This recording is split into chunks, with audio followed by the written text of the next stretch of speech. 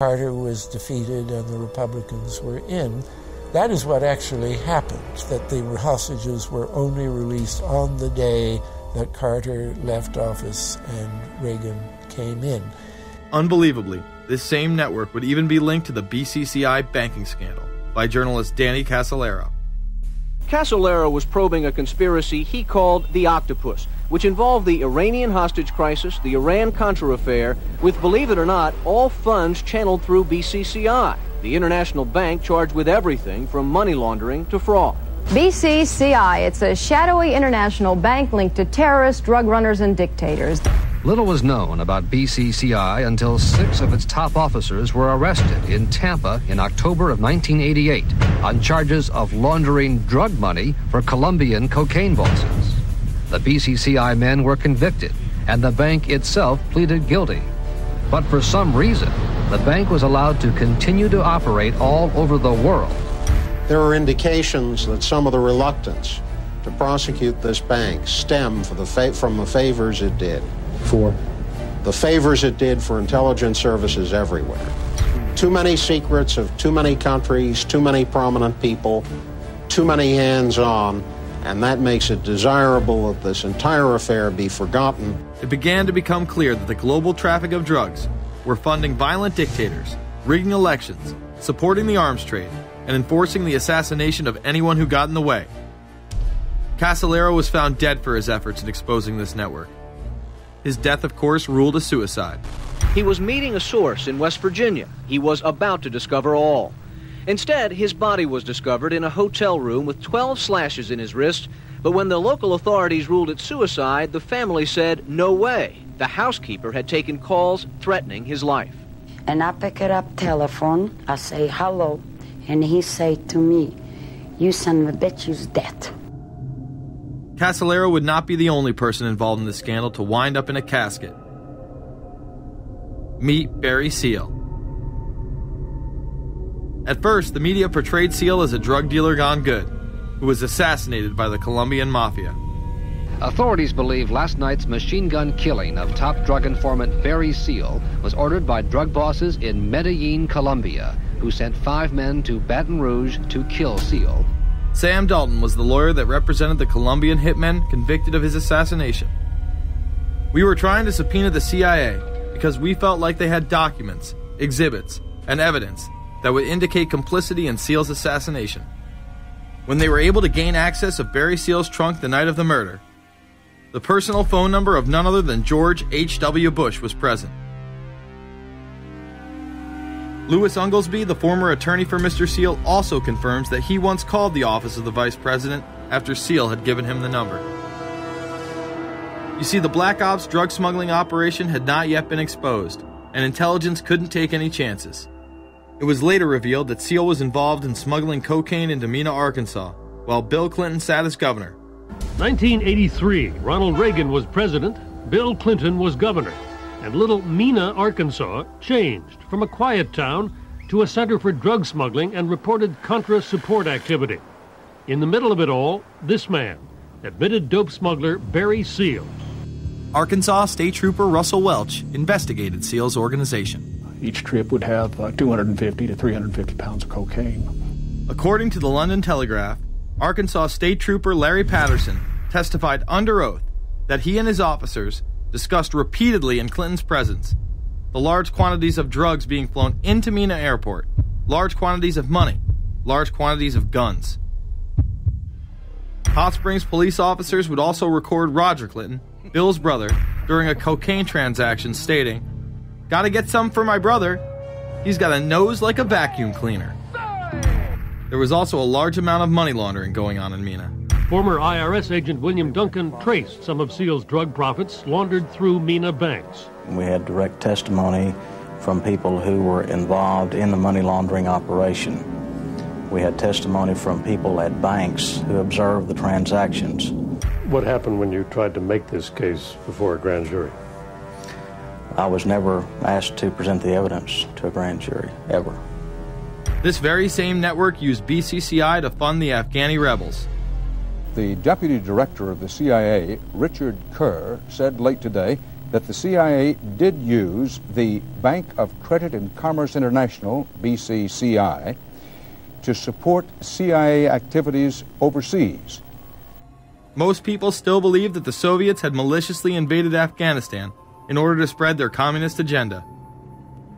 The Al-Qaeda was essentially a kind of a byproduct of Brzezinski's campaign to embarrass the Soviet Union in Afghanistan. They weren't in Afghanistan at that time. Brzezinski boasted later that he was responsible for drawing them into Afghanistan.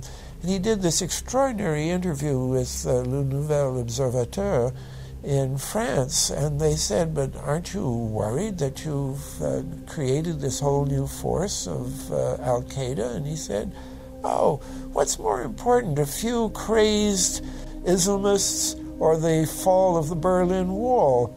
And they said, but you know, is there no danger? Aren't they dangerous? And he said, nonsense. He said all this in 1998. So I knew Brzezinski at McGill University. We were students together and took very small classes together. And in some ways he's bright, and in some ways he's kind of nuts. And he had the kind of nuttiness that made him attractive to the Rockefellers. Bin Laden and his network were actually funded by BCCI through U.S. covert operations.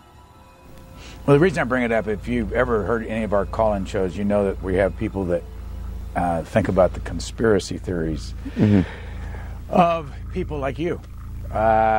You would be a poster child for these people because you have served on the board of the Council on Foreign Relations. You helped start the Trilateral Commission, and you've been to the Bilderberger Group. Are people too close in this world, people in business, too close to the governments? Well, you know, there is such a thing as insidious influence. And the question is, how does it operate? Does it involve bribery? And does it involve some sort of psychological domination of individuals? I don't believe in this notion of some sort of secret societies controlling people. But of course, in any political system, there are sort of over-the-table and under-the-table arrangements. Arrangements that involved ruthless, illegal, and immoral activities in order to dominate humanity. Despite all of the evidence that has just been presented, this network would fall down the memory hole, even though 14 convictions were made in the Iran-Contra scandal.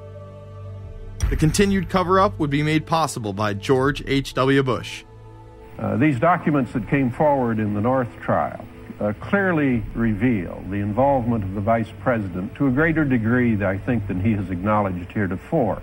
This, of course, did not stop him from pardoning those involved during the twilight of his presidency. Some new reverberations today to President Bush's Christmas Eve surprise, the pardoning of former Defense Secretary Caspar Weinberger and several others in connection with the Iran-Contra allegations. Well, now the special prosecutor says it's the president who needs to explain some things. The real issue is why the notes weren't produced 5 years ago when the congressional investigation and the independent counsel's investigation had requested them. Because high-level political officials scrambled to limit the investigation and establish plausible deniability for the upper echelons of the network, including Bush himself. So who is this guy? And how did he come to power? To understand that, we must first take a look at his father, Prescott. Prescott was born into privilege and became extremely influential in business, intelligence, and politics. He helped establish the CIA out of the Army's Office of Strategic Services with the Dulles brothers, and served as a senator in the state of Connecticut. However, during his time serving as one of the directors of Union Banking Corporation, he was doing business with Nazis. The Bushes have been sort of at the heart of the military-industrial complex since its very beginning, and that Prescott was involved in a firm that actually fronted for Nazi firms in America. In fact, Union Banking and its subsidiaries were seized by the United States government in October of 1942 under the Trading with the Enemy Act. After the war, the assets were returned, a few fines were paid, and it was swept under the rug of forgotten history. These Nazi ties should not be all that shocking, seeing as it has been declassified that the Office of Strategic Services recruited Nazis into its ranks through Project Paperclip in August of 1945. George Bush seemed to follow in his father's footsteps, using Prescott's business connections to move to Texas and get into the oil industry. He would first attain political office as a Texas congressman in 1966, but then lose his bid as a Texas senator in 1970. It was at this time that Nixon appointed Bush as an ambassador to the United Nations.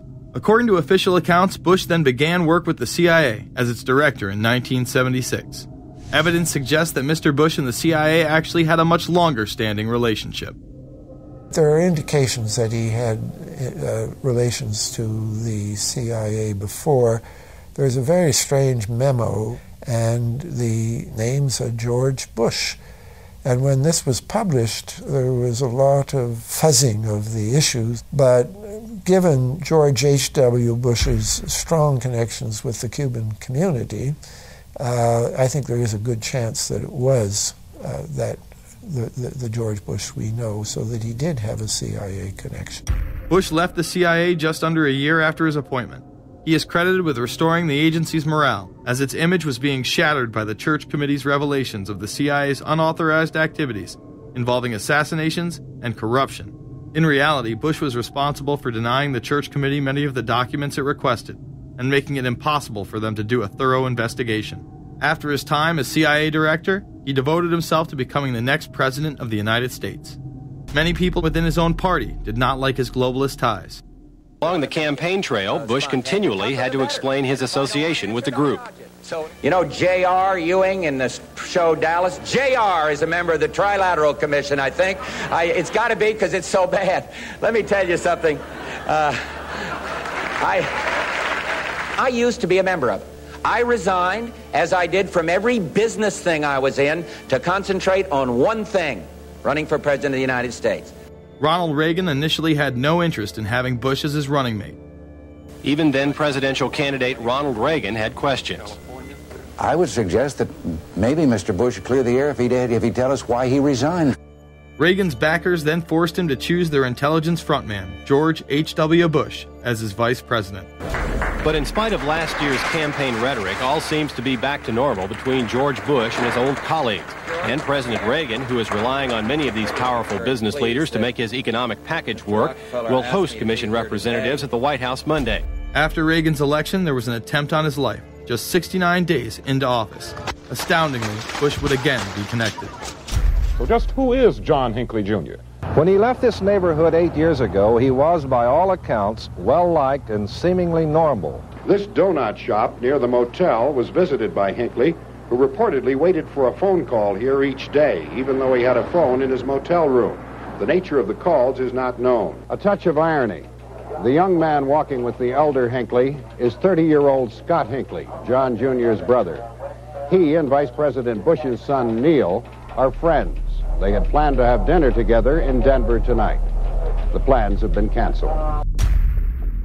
We were told Hinckley was a madman acting alone. If that was the case, why was he making phone calls from a payphone down the road instead of his hotel room? Why was the would-be assassin's brother a family friend of the man who stood to gain the presidency? While Reagan led the nation in the public eye, Bush exploited his power through the largely unknown Continuity of Government Directive. In the United States federal government, there is a super-secret agency which controls this shadow government.